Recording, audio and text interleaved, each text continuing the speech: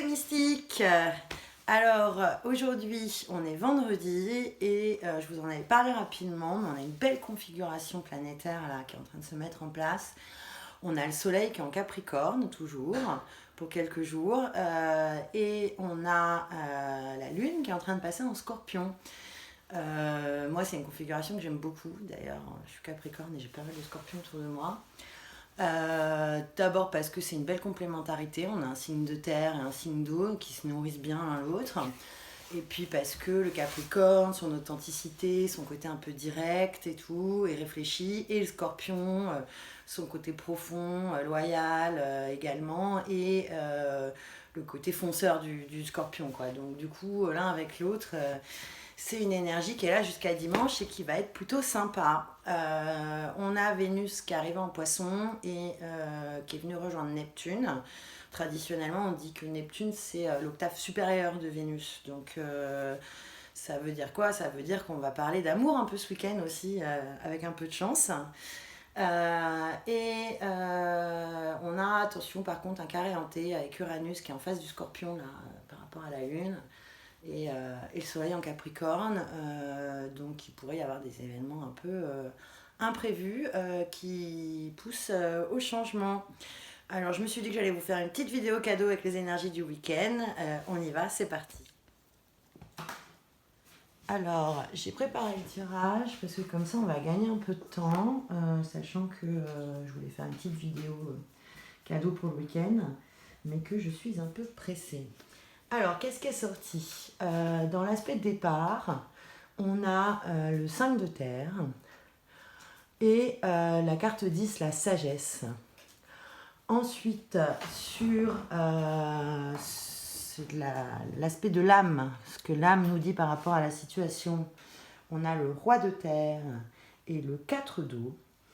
Et dans la fusion entre le mental et l'âme, on a sorti, très jolie carte, 13, l'union, et encore un 13, la reine de feu. Alors c'est parti, je vous explique. Déjà dans mes ressentis primaires, vous voyez cette carte du 5 de terre. Alors bon, sur les énergies du week-end, c'est pareil, on est très très cohérent, parce qu'on a sorti beaucoup de terre et d'eau. Finalement, on termine sur une carte de feu, mais c'est plutôt dans l'évolution, ce vers quoi on tend. Alors, le 5 de terre.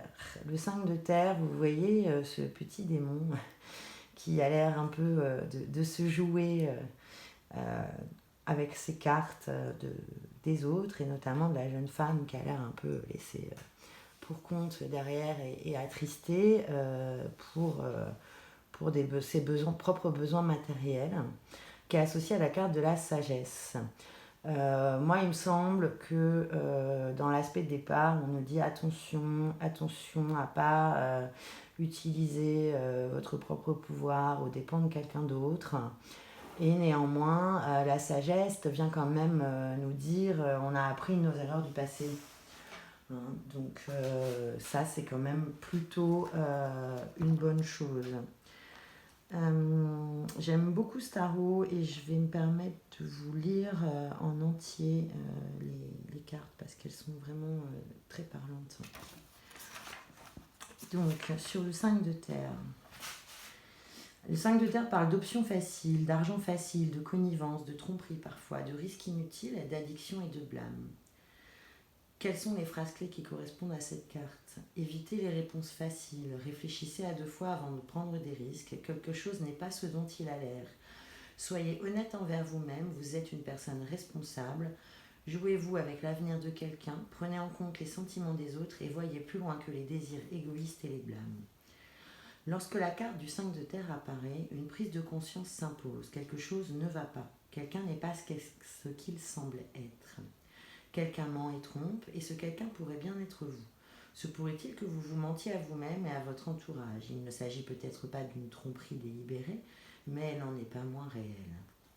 Le 5 de terre peut aussi symboliser le démon intérieur, celui qui vous encourage à prendre la voie de la facilité pour vous en sortir, à chercher les formules qui amènent une gratification immédiate, au lieu de vous atteler au dur travail qui amène un succès durable.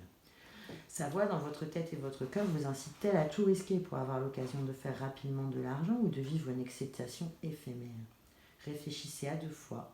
Si vous choisissez de vous amuser à ça maintenant, vous risqueriez bien de tout perdre.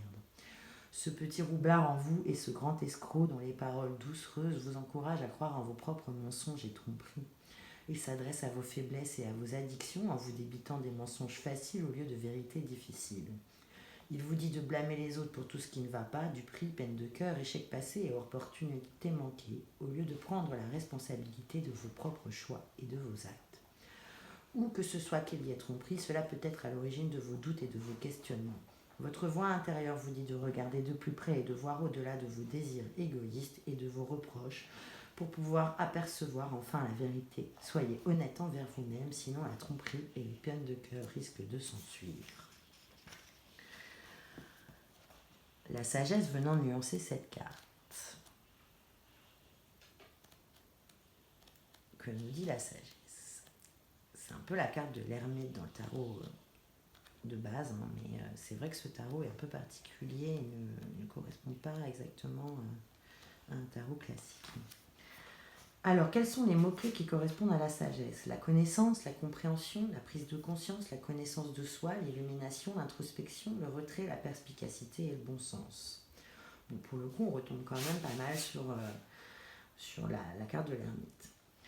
Vous êtes ici pour devenir sage. Ce n'est pas la connaissance qui vous rend sage. La sagesse, c'est d'apprendre de ses erreurs. Servez-vous de la connaissance, de la logique et du bon sens. Apprenez bien plus que dans les livres. Recherchez les anciens. C'est le moment de briser un cycle. La sagesse et compréhension. La sagesse, c'est d'aimer la totalité de ce qui est.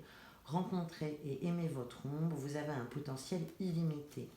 Le chemin qui s'ouvre devant vous vous mène à de nombreuses destinations. La sagesse est une carte particulière en cela qu'elle constitue la deuxième des 8 raisons fondamentales d'exister et d'acquérir la sagesse. Même si quelqu'un possède un grand savoir, s'il n'en a pas la compréhension, sa connaissance n'en fera pas un sage. On peut avoir une grande capacité à retenir les faits et les informations et manquer de l'aptitude à mettre concrètement en œuvre ce que l'on a appris. C'est là où c'est intéressant parce que quand même ce week-end, on a un bel aspect entre le soleil en Capricorne, genre l'authenticité du Capricorne, parler franc du Capricorne, et la lune en Scorpion, la profondeur, le allez go, on y va quoi. Donc là pour le moment on est assez cohérent là-dessus. Hein. Certains disent que la sagesse ne peut pas s'apprendre dans un livre. C'est quelque chose que l'on apprend par l'expérience. La véritable sagesse naît de la compréhension de nos expériences. La sagesse vient du fait d'apprendre de ses succès et de ses erreurs, ce qui rejoint à la carte précédente, de ses errances et de ses aventures, de ce que l'on a gagné et de ce que l'on a perdu. La sagesse naît de la prise de conscience et du discernement qui nous permettent d'évaluer la meilleure façon d'agir. Dans la plupart des situations, la sagesse met en application la connaissance, la logique, le bon sens. C'est la synthèse de ce que l'on a acquis par ses expériences personnelles et de ce que l'on a appris de l'extérieur. Elle vient en utilisant logique, émotion, intuition pour analyser et comprendre, discerner la vérité, grandir en prenant conscience, puis se servir de cette connaissance pour trouver sa place et son but au sein de l'univers et mener une vie qui soit bonne et productive. Alors, qu'est-ce que nous dit cette carte présentement? Parce que là, ce qu'on veut savoir, c'est les énergies du week-end. Elle apparaît en position donc présente et elle nous rappelle de voir plus loin que notre champ de vision personnel, de voir au-delà de notre point de vue ordinaire. Eh bien oui, peut-être avons-nous été conditionnés à croire des opposés, peut-être on nous a conditionnés à définir, à étiqueter, à juger. On a peut-être aussi été conditionné à penser, à se comporter d'une certaine façon, mais une personne sage regarde en elle ce qui est vrai au-delà des conditionnements, au-delà de ses propres opinions. Pour cela, il faut apprendre à se dépouiller des couches de ses conditionnements familiaux et sociétaux, de son endoctrinement, de ses peurs sans fondement, du sentiment d'insécurité et de doute, pour que se révèle un être qui comprend, aime et accepte la nature pure et parfaite du psychisme qui est là. La personne sage ne se demande pas si c'est bien ou mal, mais elle accepte d'être humaine et tout simplement que les humains sont des êtres aux facettes multiples qui ne peuvent pas et ne doivent pas être définis ni qualifiés d'une façon qui les limite. Une personne sage et consciente que quelqu'un de bon et qui agit bien reste capable de mal agir également, ce qui rejoint la première carte, et que quelqu'un de mauvais qui agit mal est capable de faire le bien également. Il y a de la sagesse à comprendre que les actes mêmes que l'on condamne ou encense peuvent avoir des conséquences grandement différentes de celles que l'on attend. De bonnes intentions et de bonnes actions peuvent amener des catastrophes, alors que de mauvaises intentions et des actes mauvais peuvent donner lieu à des changements qui ne vont apporter que de bonnes choses finalement. Une personne sage sait que même si elle possédait l'ensemble de toutes les connaissances humaines possibles, ce qui à mon sens n'est pas possible, cela équivaudrait à peine au point de lumière d'une étoile dans un univers sans cesse en expansion et rempli d'une infinie d'étoiles. Eh bien oui, je sais que je ne sais rien. Une personne sage sait qu'il est inutile de s'en tenir à des définitions ou de limiter les choses parce que l'humanité est pleine de possibilités illimitées. Ce week-end, on nous exhorte donc à aller explorer les possibilités illimitées de l'univers sans se mentir à soi-même. Pourquoi ? Car nous sommes en constante évolution et par conséquence inconnaissables. Nous faisons partie du grand mystère, nous ne sommes limités que par nos propres perceptions étroites et notre petite compréhension de ce qui était, de ce qui est et de ce qui pourrait être. Alors, qu'est-ce que tout cela nous dit ? Cela nous dit qu'il y a une magnifique sagesse à accepter le fait que nous n'ayons pas toutes les réponses et que notre point de vue et nos croyances, ce que nous croyons être des vérités, n'ont parfois aucune importance dans le grand ordre des choses. Il y a certaines choses que vous savez et d'autres que vous devriez savoir, mais il y en a aussi qui ne vous appartient pas de connaître et la spéculation ne va rien vous apporter d'autre qu'une perte de temps. La carte de la sagesse dans le présent représente une magnifique paradoxe, la nécessité d'accepter que vous êtes tout aussi sage qu'ignorant. Votre sagesse est votre vérité, mais ce n'est que la vôtre. Votre vérité n'est absolument pas absolue. Que nous dit notre âme ce week-end ? Elle nous parle du roi de terre, qu'il est fier parce que son royaume est luxuriant, et il a bien raison d'être fier, puisque finalement il a réussi à faire en sorte que tout le monde s'en sorte plutôt pas mal. Et elle est attachée aux 4 dos. On retrouve quand même bien les énergies du week-end. Le Capricorne toujours très présent sur cette carte. Et les Poissons avec Vénus et Neptune, comme je vous l'ai expliqué précédemment. Le 4 dos nous parle de quoi ? Il nous parle, là encore, de guérir ses blessures. Voyez sur cette carte comme ce jeune homme, malgré toutes ses cicatrices, contemple son reflet dans le miroir et se trouve tout à fait beau. Plus précisément, que nous dit le roi de terre ? Le roi de terre. Il est ici. Alors, les mots-clés qui sont attachés au roi de terre sont viril, réussi, travailleur, dévoué, déterminé, autoritaire, fiable et engagé. Que nous dit cette carte ? Soyez fiers de vos accomplissements. Bah oui, tout à fait, c'est ce que je disais. Perpétuez ce qui en vaut la peine. Faites honneur à votre façon de faire. Voici venu le temps de faire des changements. La vie est destinée à ce que l'on en jouisse. Ça tombe bien, c'est le week-end. Libérez-vous de tout contrôle. Ne soyez pas paresseux. Attention aux abus ou au mauvais usage du pouvoir. Ce qui rejoint tout à fait la carte que nous avions tirée en tout premier. Le 5 de terre. Le roi de terre est un homme satisfait, il a toutes les raisons de l'être. Tout ce qu'il se touche se transforme en or, son royaume est riche et en sécurité, son peuple est heureux et prospère. Certains peuvent considérer qu'il est né avec de la chance, qu'il est naturellement un guide, que son succès provient de son travail et de son dévouement. Il est fier de ses accomplissements, il n'a pas peur de les reconnaître et, plus important encore, de s'en réjouir.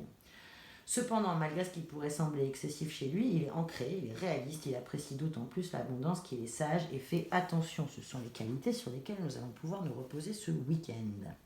Le roi de terre n'a pas peur d'être ouvert ou candide parce qu'il n'a en lui ni de charge émotionnelle, ni d'insécurité qui viendrait nourrir les doutes et les peurs. Et c'est ce que vient confirmer la carte suivante d'ailleurs. Il est uniquement désiré de partager son succès et accorde son conseil et sa guidance sans aucune hésitation lorsqu'on les lui demande. Il ne craint pas que cela éveille de la compétition ou de la rivalité et il croit que chacun est susceptible d'avoir les mêmes chances. Le roi de terre a donc l'esprit clair et fiable, c'est quelqu'un en qui vous pouvez avoir confiance et sur qui vous pouvez compter. C'est quelqu'un de sage et d'intelligent, ses caractéristiques le mettent en première place pour tout ce qu'il fait.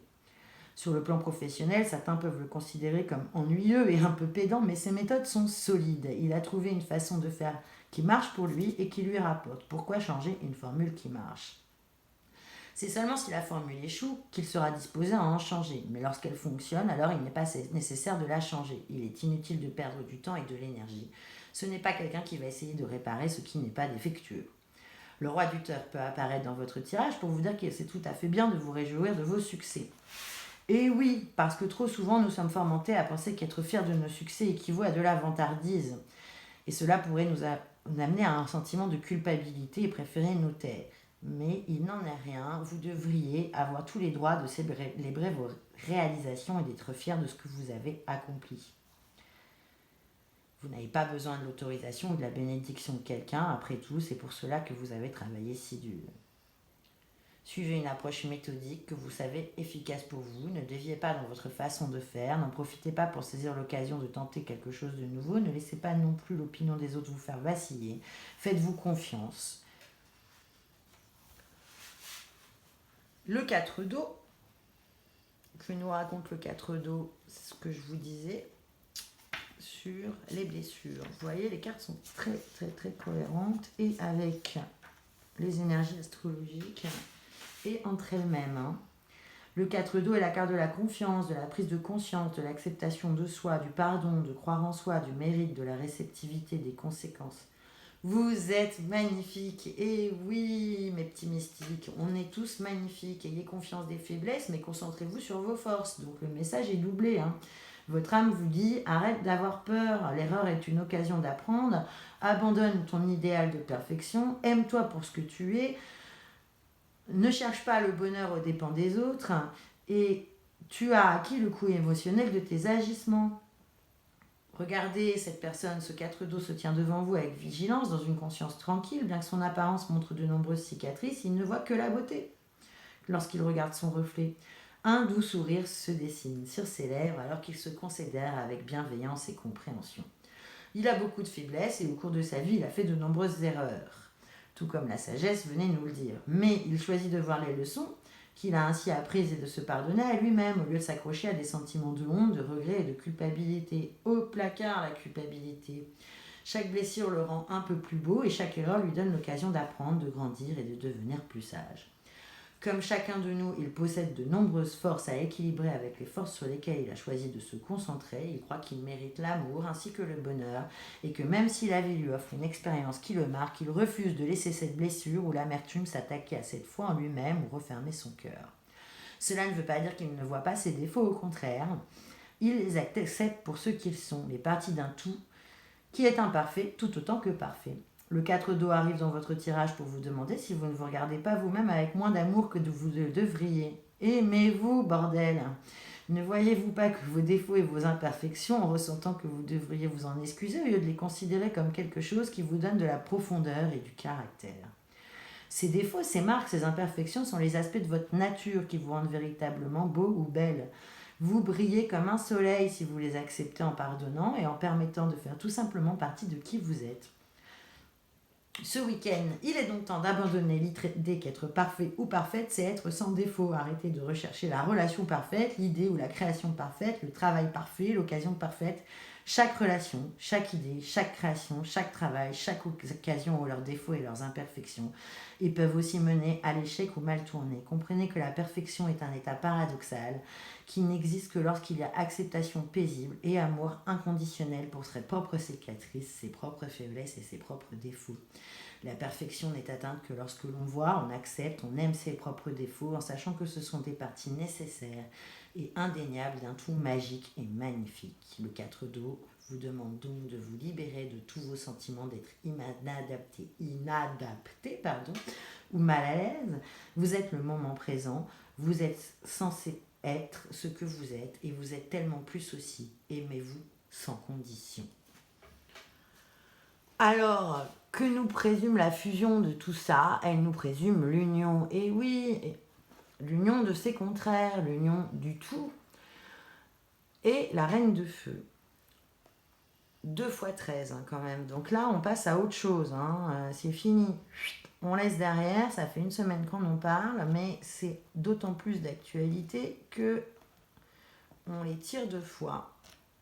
Alors, je vais vous chercher la petite page de l'union. Où est-elle?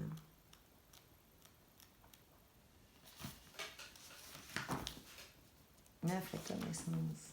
J'y arrive. Excusez-moi pour ce petit moment d'attente. Ah, voilà. Les mots-clés de l'union. La complétude, le mariage, l'unité, la connexion, l'intégration, l'harmonie, l'alignement et la paix. Unité et complétude. L'harmonie apparaît lorsque nous sommes dans notre propre alignement. Vous avez un potentiel illimité. C'est un chemin qui marie la science et la spiritualité. C'est la dualité qui crée la séparation, le mariage du corps, de l'esprit et de l'âme. Tout est relié. Il faut aller vers la totale acceptation de soi. Ne dominez pas, ne soyez pas soumis non plus au centre et le vide. Vous êtes un temple, célébrez-le intérieurement. La peur et le besoin sont les fondements de la dépendance. La carte de l'union symbolise l'unité et la complétude. Elle représente la relation que nous avons à nous-mêmes et au monde qui nous entoure. Elle est le symbole de l'harmonie qui apparaît lorsque nous sommes dans notre alignement intérieur, ainsi qu'avec le monde visible et le monde invisible qui nous entoure. Parvenir à cet état de centrage est notre 5e raison d'exister. Donc on passe de la 2e, la sagesse, à la 5e. Saut quantique, les mecs.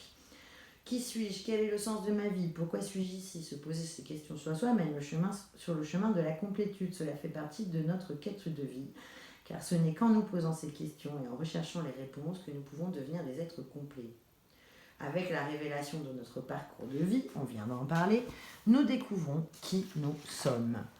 Nous venons au monde en étant innocents et purs. Lorsque nous sommes dans le ventre de notre mère, notre âme est encore en unité avec la source de toute chose, le vide, la matrice cosmique dont nous provenons tous et où nous retournerons.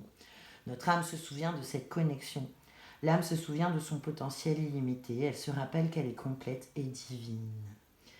Cette connaissance, avec tout ce que nous avons fait, l'expérience avant notre premier souffle dans cette vie, se trouve au fond de notre inconscient et peut nous motiver et nous guider, si ce n'est que depuis notre naissance, nous menons une vie qui nous met dans le conflit de multiples façons. En arrivant à l'âge adulte, on nous demande de définir, de limiter, de réprimer, de refouler, de nier ce qui est en nous. Dans notre entourage, des personnes nous soutiennent en nous disant que nous sommes capables de mener à bien tout ce que nous disposons mentalement à réaliser, mais nous restons dans les limitations et la restriction de notre potentiel en adoptant des catégories et en définissant ce que doivent être les choses. De plus, nous sommes nés dans la race humaine qui divise et sépare les êtres en tribus. Les tribus proclament qu'elles veulent la paix, mais elles tirent profit et s'enrichissent des conflits et des guerres. Et notre période nous le démontre bien. Deux des plus grandes tribus sont la science et la religion. Beaucoup de ceux qui appartiennent à l'une de ces tribus considèrent avec mépris les tenants de l'autre. On sait ce qui les oppose. La science se fonde sur les faits et la réalité. La religion, sous sa forme la plus ouverte et vaste, la spiritualité, se fonde sur les mythes et nous amène à croire. L'une se base sur la logique, l'analyse, la raison, l'autre sur la foi, l'émotion, l'imagination. Cependant, si vous grattez en surface et regardez d'un peu plus près, les deux s'enracinent dans des théories. L'une comme l'autre demande d'y croire et d'être convaincus. Les deux sont aimés et défendus avec la même intensité de conviction. Toutes deux pourraient coexister en harmonie.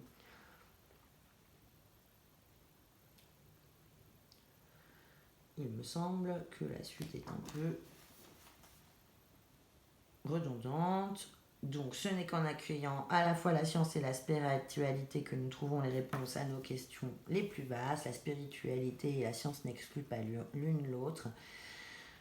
Et oui, d'ailleurs tous les grands scientifiques s'accordaient pleinement à dire que le divin existait. Une spiritualité qui se fonde sur la science est une science qui accueille pleinement la spiritualité. Et le divin offre de bien plus grandes chances d'explorer et de comprendre l'univers et tout ce qu'il porte en lui que de rester chacun sur ses positions. Chaque côté va, et c'est ce qu'il y a lieu, renforcer et élargir notre façon de percevoir l'autre. Alors, que nous dit la carte de l'union? Elle représente le rassemblement des différents aspects de notre monde que l'on nous a appris à séparer. Tout est relié. Ce qui est en haut comme ce qui est en bas. L'univers dans lequel nous vivons a de multiples facettes.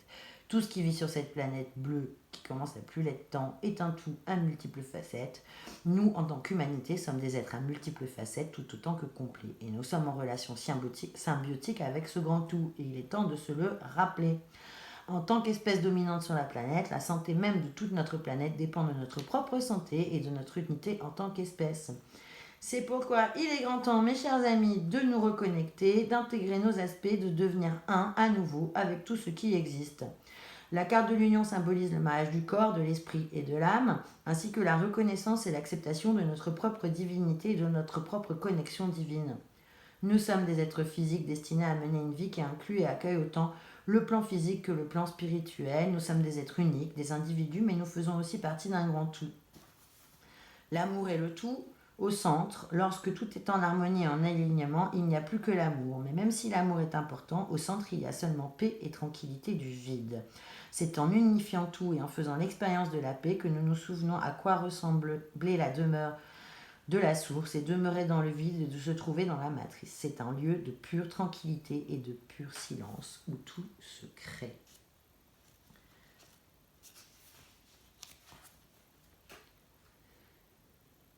Donc ce week-end, on vous propose d'entrer dans votre vide intérieur, de vous servir de ce temps pour pouvoir ensuite créer. Le sens est très simple et très direct. Centrez-vous, laissez la paix circuler en vous, emplir tous vos sens. Et ça tombe bien parce qu'après ce tirage, je comptais vous parler de la clé de la sérénité. Que nous dit la Reine de Feu? La Reine de Feu, vous voyez comme elle est belle, elle a l'air bien rayonnée. C'est tout à fait la question. Une fois que vous avez fait tout ça, que vous avez accepté vos erreurs, vos faiblesses, et vous comprenez que vous êtes parfait dans votre imperfection, il est temps de rayonner, mes chers amis. Et oui, la Reine de Feu est chaude, elle est vibrante, elle est sexuelle, elle est sensuelle. C'est une femme indépendante, son expression est naturelle, et elle est expansive et énergique. Soyez optimiste et enthousiaste, engagez-vous, stimulez tous vos sens, donnez votre totale attention, soyez concentré et confiante et confiant. Prenez plaisir à la vie, ne doutez pas de vous-même. Gardez la tête haute et évitez tout comportement mesquin, la boucle est bouclée. Et oui, parce que si la Reine de Feu est une femme forte et puissante, elle n'a pas peur de rechercher ce qu'elle désire le plus, elle est concentrée, elle est déterminée, elle est optimiste. Son entourage la trouve charismatique et attrayante.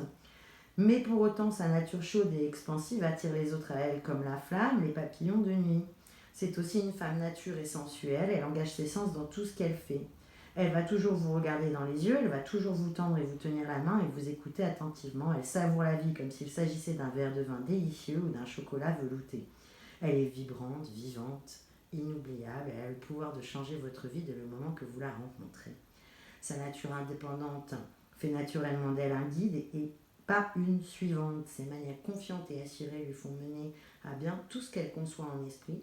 Et du fait qu'elle est si accueillante et gentille et pas intéressée d'entrer en compétition avec qui que ce soit, elle est aimée de beaucoup. C'est naturellement une extravertie qui aime être au centre de l'attention, mais qui donne aussi beaucoup d'attention aux autres en égale mesure. Lorsque la Reine de Feu apparaît dans votre tirage, elle vous demande d'être optimiste et positif.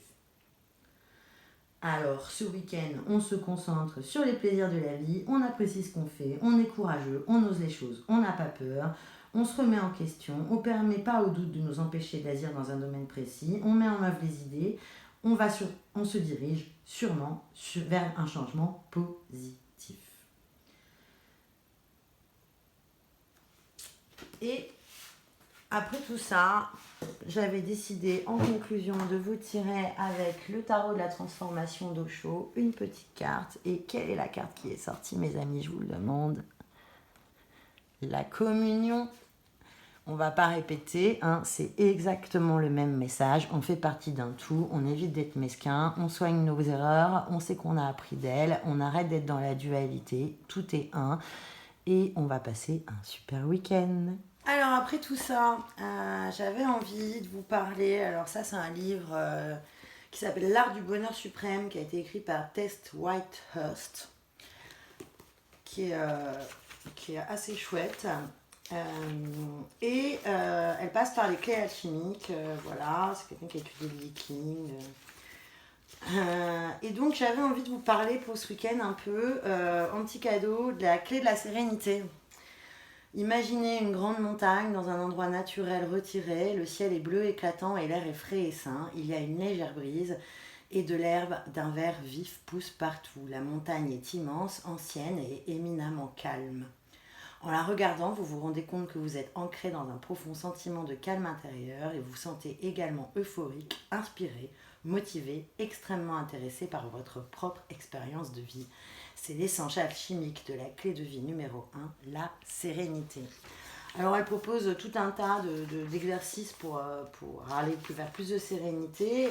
Je laisse ceux que ça intéresse à aller voir, se procurer le livre. Par contre, ce que je voulais faire, c'était vous donner, pour ceux qui ont envie de se faire, voilà, le rituel de mettre de la clé de la sérénité. Alors, elle explique toute une préparation, mais je voulais juste vous lire ces petites phrases. Comme c'est l'aube d'une nouvelle journée pour la planète, c'est l'aube d'une nouvelle journée pour moi. Tout comme le soleil brille de tous ses feux, l'amour que j'ai pour moi est immense et je vais donc me traiter avec amour. Je vais prendre soin de moi à la perfection, je vais suivre mon bonheur suprême, je vais honorer de toutes les manières la conscience calme qui est sous-jacente à tout ce que je pense et ce que je perçois. Pour m'aligner sur l'énergie de la clé de la sérénité, je choisis maintenant d'incarner la sagesse de cet être. Je remercie la nouvelle journée, je remercie la nouvelle lune, je remercie l'harmonie et l'équilibre qui sont la vérité de mon être. Merci, merci, soyez bénis, ainsi soit-il. Voilà, et ben je vous souhaite un très bon week-end, plein de sagesse et de sérénité. À très bientôt.